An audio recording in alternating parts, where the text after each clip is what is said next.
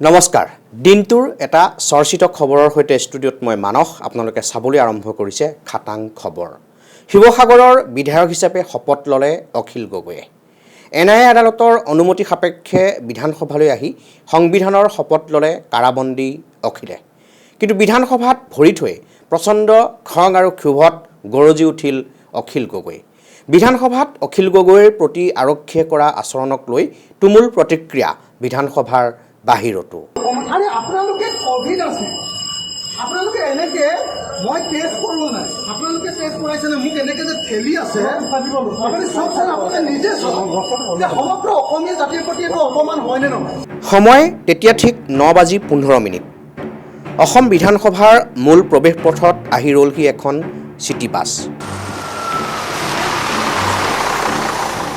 হুৰমুৰকৈ নামি আহিল দুজন পিপি কিট পিন্ধা লোক তাৰ পাছতেই নামি আহিল অসামৰিক পোছাকত থকা কেইজনমান আৰক্ষীৰ লোক নিমিষতে হোৱা ধোৱা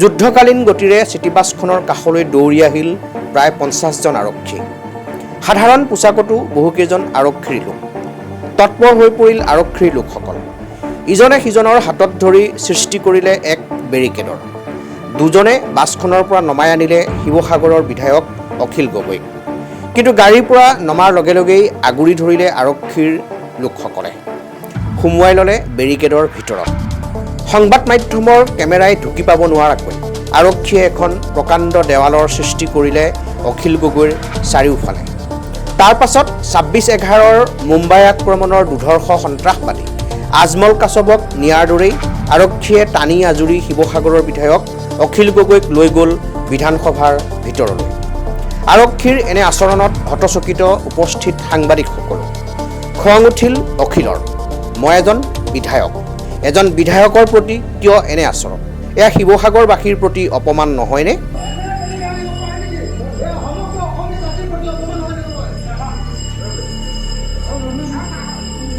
সমগ্ৰ অসমীয়া জাতিৰ প্ৰতি অপমান আরে আপনাদের কোভিড আছে আপনাদের এনেকে মই টেস্ট করব না আপনাদের টেস্ট করাইছে না মুখ এনেকে যে ফেলি আছে আপনি সব স্যার আপনি নিজে যে সমগ্র অসমীয়া জাতিৰ প্ৰতি এটা অপমান হয় নে নহয় সাংবাদিকক কৈ আছে অখিলে তেতিয়াও অখিলক টনা আজোৰা একাংশ আৰক্ষীৰ মুঠতে কোনো কাৰণতে অখিলে যেন একো ক'ব নোৱাৰে সংবাদ মাধ্যমক কিন্তু অখিলো জানো কম সফল নহ'ল আৰক্ষী অখিল গগৈ প্ৰশ্ন মুখ্যমন্ত্ৰীলৈ অখিল গগৈ প্ৰশ্ন বিধানসভাৰ অধ্যক্ষলৈ এছেম্বলিৰ ভিতৰত এজন এমএলএ কেনেকৈ অত্যাচাৰ কিয় কৰিছে মই মুখ্যমন্ত্ৰীক সুধিছো আৰু মই মাননীয় স্পীকাৰক ক'ব খুজিছো যে তেখেতে মোক প্ৰটকল লৈ আহিবলৈ কৈছে কিন্তু এনেকৈ অত্যাচাৰ কিয় কৰা হৈছে কিয় সমগ্ৰ অসমীয়া জাতিৰ প্ৰতি অপমান হয় নে নহয় শিৱসাগৰবাসীৰ প্ৰতি অপমান হয় নে নহয় অৱশেষত বিধানসভাৰ মজিয়াত এয়া অখিল গগৈ এক ঐতিহাসিক ক্ষণ কাৰাগাৰৰ পৰা নিৰ্বাচন খেলি নিৰ্বাচনৰ প্ৰচাৰৰ বাবে এবাৰলৈও সমষ্টিলৈ নোযোৱাকৈ শিৱসাগৰৰ বিধায়ক হোৱা অখিল গগৈয়ে শপত ল'লে বিধায়ক হিচাপে মই অখিল গগৈ অসম বিধানসভাৰ সদস্য নিৰ্বাচিত হোৱাত নিষ্ঠা সহকাৰে প্ৰতিজ্ঞা কৰোঁ যে বিধিৰ দ্বাৰা স্থাপনা কৰা ভাৰতৰ সংবিধানৰ প্ৰতি মই প্ৰকৃত বিশ্বাস আৰু নিষ্ঠা পোষণ কৰিম মই ভাৰতৰ প্ৰভুত্ব আৰু অখণ্ডতা অক্ষুণ্ণ ৰাখিম আৰু মই গ্ৰহণ কৰিব ধৰা কৰ্তব্য আৰু শ্ৰদ্ধাপূৰ্বক নিৰ্বহন কৰিম শপত লোৱাৰ পাছত সাংবাদিকৰে মুখামুখি হ'ল অখিল গগৈ এইবাৰ পিছে বিশেষ বাধা নাই আৰক্ষীৰ শিৱসাগৰ সমষ্টিৰ বহুকেইটা দাবী লৈ চৰকাৰলৈ আহ্বান অখিল গগৈ তাত কেইদিনমানৰ আগতে ডাঙৰ জুই লাগিছে সেই মানুহবিলাকক ক্ষতিপূৰণ দিব লাগে দোকানীসকলক আৰু মানুহবিলাকক সেই ক্ষতিপূৰণ এতিয়ালৈকে দিয়া নাই মই চৰকাৰৰ ওচৰত এই দাবী উত্থাপন কৰিছোঁ আজি দিচাংমুখত পূৰা গৰাখহনীয়া হৈছে সেই গৰাখহনীয়া ৰোধ কৰিব লাগে চৰকাৰে কৈছে যে তেওঁলোকে 24/7 তেওঁলোকে কাম কৰি আছে এতিয়া 24/7 কাম কৰা চৰকাৰ এখনক মই আহ্বান জনাইছোঁ যে দিচাংমুখৰ গৰাখহনীয়া মিচিং মানুহবিলাক যিধৰণে এতিয়া গৰাখহি গৈ আছে সেইটোৰ প্ৰতিৰোধমূলক ব্যৱস্থা গ্ৰহণ কৰিব লাগে আঁচনি ল'ব লাগে আৰু চৰকাৰে ইমিডিয়েটলি ৱাটাৰ ৰিচোৰ্চ মিনিষ্টাৰ গৈ ৰাইজক এই কথাটো ক'ব লাগে আৰু 3 নম্বৰ কথাটো চাওক শিৱসাগৰ জিলাখন সাংঘাতিক ধৰণে পিছপৰা এখন জিলা কোনো এটা কেন্দ্ৰীয় অনুষ্ঠান তাত নাই আনকি তাৰ হস্পিটেলৰ অৱস্থা সাংঘাতিক বেয়া গতিকে জয়সাগৰ যিখন চিভিল হস্পিটেল আছে কেনেকুৱা বেয়া ৰাস্তা পদূলি কেনেকুৱা বেয়া এখন হেৰিটেজ চিটি হ'ব লাগে। মই প্ৰথম দিনাই আচলতে দাবী উত্থাপন কৰিছোঁ যে শিৱসাগৰক হেৰিটেজ চিটি ৰূপে ঘোষণা কৰিব লাগে। হেৰিটেজ চিটি হ'ব লাগে, কিন্তু ৰাস্তা পদূলি বেয়া, এতিয়ালৈকে টুৰিজিমটো ভালকৈ তাত কৰা নাই। এই গোটেই প্লেনবিলাক কৰিবৰ কাৰণে মই বাহিৰলৈ ওলাব লাগে। আৰু মোক ভিতৰত ৰাখি যদি শিৱসাগৰৰ উন্নয়ন বন্ধ কৰি যদি ভাবে যে ৰাইজৰ লগত মোৰ সম্পৰ্কটো বেয়া কৰিব, এইটো নিশ্চয় ভাল কথা নহ'ব। গতিকে ৰাইজৰ ক্ষেত্ৰত এই কামটো কৰিবলৈ। সাংবাদিকৰ প্ৰশ্ন অখিল গগৈলৈ, নতুন চৰকাৰখনৰ পৰা কি আশা কৰে? অখিল গগৈৰ উত্তৰ, গণতান্ত্ৰিক আচৰণ হ'ব লাগে।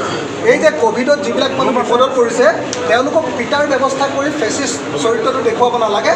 তেওঁলোকক গণসজাগতা কৰি কোনো মানুহে যাতে ক'ভিডৰ ৰোল ভংগ নকৰে, তাৰ কাৰণে মানুহক সচেতন কৰিব। মই গণতান্ত্ৰিকভাৱে চৰকাৰখন চলাব লাগে বুলি অনুৰোধ কৰোঁ। আৰু মই অসম পুলিচৰ DGPক অনুৰোধ কৰোঁ যাতে কোনো পধ্যে অসমীয়া মানুহক মাৰপিট নকৰে, তাৰ কাৰণে অনুৰোধ। পৰেশ বৰুৱালৈ অপহৃত ৰিতুল শইকীয়াৰ মুক্তিৰ আহ্বান জনাই আলফা চৰকাৰৰ আলোচনা সন্দৰ্ভত অখিল গগৈয়ে ক'লে, আলফা চৰকাৰৰ মই প্ৰথম কথাটো হ'ল, আমাৰ নিজৰ যুৱকক এতিয়াও ধৰি ৰাখিছে। মই তেখেতক মুকলি কৰি দিবৰ কাৰণে মাননীয় পৰেশ বৰুৱা ডাঙৰীয়াক অনুৰোধ জনাইছোঁ। আৰু অতি সোনকালে আলফা আৰু চৰকাৰৰ আলোচনা অনুষ্ঠিত হ'ব লাগে, এই দাবী। বিধানসভাৰ মজিয়াত সম্ভৱ নহ'ল যদিও অসম বিধানসভাত শপত গ্ৰহণৰ দিনা অখিল গগৈৰ বক্তব্য বুলি এখন দীঘলীয়া চিঠি সাংবাদিকৰ হাতত তুলি দিলে শিৱসাগৰৰ বিধায়ক অখিল গগৈয়ে। পত্ৰৰ আৰম্ভণিতে শিৱসাগৰবাসীক কৃতজ্ঞতা জনাই অখিল গগৈয়ে সদৰি কৰিলে শিৱসাগৰবাসীলৈ তেওঁৰ কেইবাটাও প্ৰতিশ্ৰুতি।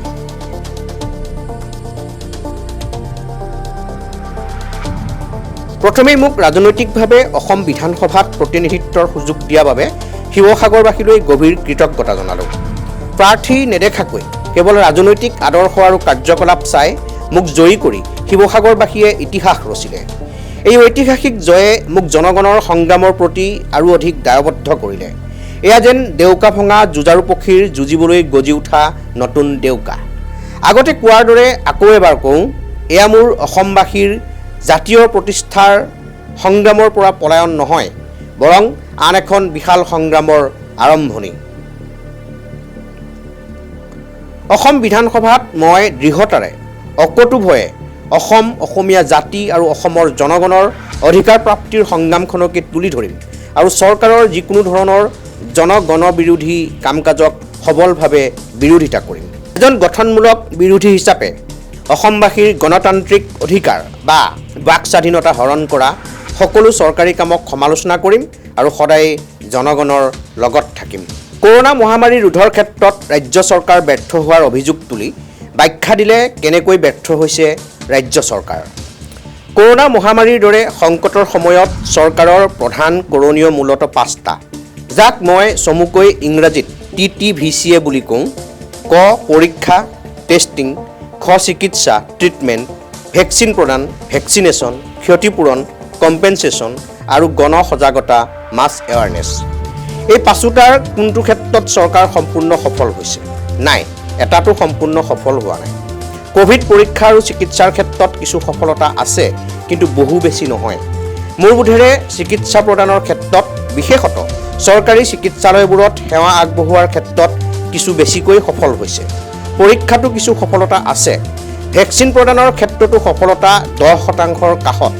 ক্ষতিপূৰণ 19 মে'ত ঘোষণা কৰাৰ ৰেচন কেইটামান, তাৰ বাহিৰে একো নাই। সজাগতা বা কোভিড বিধি পালনৰ ক্ষেত্ৰত চূড়ান্তভাৱে ব্যৰ্থ।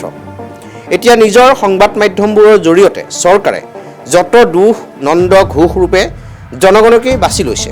সমগ্ৰ বিফলতাৰ বাবে মানুহে কথা নামানে ইয়াকেই দোষাৰোপ কৰিছে। অথচ গণ সজাগতাৰ বাবে একোকে কৰা হোৱা নাই, বৰং পুলিচ লগাই দি ভুক্তভোগী জনগণক মাৰপিট কৰিছে। শেষত আমাৰ আৰু চৰকাৰৰ কৰণীয় বুলি বহুকেইটা পৰামৰ্শ আগবঢ়ালে অখিল গগৈয়ে। এক ভয়ানক মানৱীয় জাতীয় সংকটৰ সময়ত আমাৰ পঞ্চদশ বিধানসভাৰ প্ৰথম অধিৱেশন অনুষ্ঠিত হৈছে। মই আশা কৰোঁ এই বিধানসভাত তলৰ প্ৰস্তাৱসমূহ সৰ্বসন্মতিক্ৰমে গৃহীত হ'ব আৰু চৰকাৰে সেইবোৰ কাৰ্যকৰী কৰিব। অসমৰ প্ৰতিজন মানুহক সাৰ্বজনীনভাৱে ঘৰে ঘৰে গৈ কোভিড পৰীক্ষা কৰক। কৰোনা মহামাৰীক মানৱীয় জাতীয় সংকট ৰূপে গণ্য কৰি এই মহামাৰীত আক্ৰান্ত প্ৰতিজনৰ চিকিৎসা ব্যয় চৰকাৰে বহন কৰক। চৰকাৰী চিকিৎসালয়ে হওক বা বেচৰকাৰী চিকিৎসালয়ত হওক, সকলো কোভিড চিকিৎসা বিনামূলীয়া হওক। কাৰণ এই সংকট ৰাষ্ট্ৰীয় আৰু ইয়াৰ সমাধানৰ দায়িত্বও ৰাষ্ট্ৰীয় পৰ্যায়ত হ'ব লাগিব। এই মহামাৰীৰ বাবে ব্যাপক হাৰত জীৱিকা অৰ্জনৰ বাট ৰুদ্ধ হৈছে। তাৰ পিছতো জনগণে যিহেতু প্ৰত্যক্ষ বা পৰোক্ষ ৰূপত কৰ আদায় দিবলৈ বাধ্য হৈছে, সেয়ে জনগণে যাতে গাঁঠিৰ ধন ভাঙি এই ৰোগৰ বিৰুদ্ধে যুঁজিব নালাগে তাৰ নিশ্চয়তা প্ৰদান কৰক। সহজলভ্য সাৰ্বজনীন বিনামূলীয়া ভেকচিন প্ৰদানৰ আঁচনি ঘোষণা কৰক। বৰ্তমানৰ অনলাইন পঞ্জীয়ন পদ্ধতি বাতিল কৰি বিদ্যালয় গৃহ, নামঘৰ, মছজিদ, গীৰ্জাঘৰ আদি সকলোতে শিবিৰ পাতি স্থানীয়ভাৱে ভেকচিন দিয়াৰ ব্যৱস্থা কৰক। অসম বিধানসভাত সকলো অসমবাসীৰ বাবে জৰুৰী ভেকচিন যোগানৰ বাবে প্ৰস্তাৱ লওক আৰু প্ৰধানমন্ত্ৰীক সৰ্বদলীয় প্ৰতিনিধিয়ে সাক্ষাৎ কৰি ভেকচিন যোগান নিশ্চিত কৰক। কোভিড ৰোগীক প্ৰয়োজনীয় চিকিৎসা চলাব পৰাকৈ অসমৰ প্ৰাথমিক স্বাস্থ্য সেৱা তৎকালীনভাৱে উন্নত মানদণ্ডৰ কৰিব লাগে। ইয়াৰ বাবে বাজেটত নিৰ্দিষ্ট আৰু বৰ্ধিত অনুদান ঘোষণা কৰিব লাগে। এনেকৈ বহুকেইটা পৰামৰ্শ অখিল গগৈৰ। এইবোৰ বিধানসভাৰ ভিতৰৰ কথা, কিন্তু বিধানসভাৰ ভিতৰত আৰক্ষীয়ে অখিল গগৈৰ প্ৰতি কৰা আচৰণক লৈ প্ৰতিক্ৰিয়া বিধানসভাৰ বাহিৰতো গৰজি উঠিল ৰাইজৰ দল, কৃষক মুক্তি সংগ্ৰাম সমিতি আদি। গগৈক বিধানসভাত যি ধৰণে অপমান কৰা হ'ল, কেৱল অখিল গগৈক অপমান কৰা নাই, তেওঁলোকে সমগ্ৰ অসমীয়া জাতিক অপমান কৰিছে, সমগ্ৰ শিৱসাগৰক অপমান কৰিছে, সমগ্ৰ শিৱসাগৰীয়া মানুহৰ আৱেগক অপমান কৰিছে। আৰু যিটো কথা আমি শিৱসাগৰীয়া হিচাপে, এজন সচেতন মানুহ হিচাপে কোনো পধ্যে সহ্য কৰিব পৰা নাই। আমি আহ্বান জনাওঁ অসমীয়া জাতিক, অসমীয়া মানুহক, যে অখিল গগৈক কৰা প্ৰতিটো অপমানৰ প্ৰত্যুত্তৰ অসমীয়া জাতিয়ে দিব। আৰু এই চৰকাৰখনক, ইয়াৰ গৃহ বিভাগক, NIA-ক, অসম পুলিচৰ DGP-ক আচলতে ঘৃণা আৰু নিন্দাৰে উপচাই পেলোৱাটো এই মুহূৰ্তত জাতীয় দায়িত্ব। আজি অখিল গগৈক তেওঁলোকে অপমান কৰিছে। আজি দেশত গণতন্ত্ৰ নাই, আজি দেশত সংবিধানে দিয়া অধিকাৰবিলাক সুৰক্ষিত নহয়, আজি দেশত সংবিধান সুৰক্ষিত নহয়। তেওঁলোকে এজন নিৰ্বাচিত জনপ্ৰতিনিধিক, ইমান মৰমেৰে মানুহে জিকাই পঠিওৱা এজন জনপ্ৰতিনিধিক যি ধৰণে অপমান কৰিলে, সেই কথা কোনো পধ্যেই আমি সহ্য কৰিব নোৱাৰো। এই অপমানৰ প্ৰত্যুত্তৰ বিজেপি দল, বিজেপি চৰকাৰ আৰু বিজেপিৰ প্ৰতিজন দায়িত্বশীল মানুহে পাব। সেই কথা আজিয়ে আমি ক'ব খোজো। একেই প্ৰতিক্ৰিয়া ছ'চিয়েল মিডিয়াতো। বহুতে ক'লে এয়া চৰকাৰৰ ফেচিষ্ট চৰিত্ৰ। অৱশ্যে স্বাভাৱিকভাৱেই আন একাংশই ওলোটাই গৰিহণা দিলে অখিল গগৈকহে। ধন্যবাদ।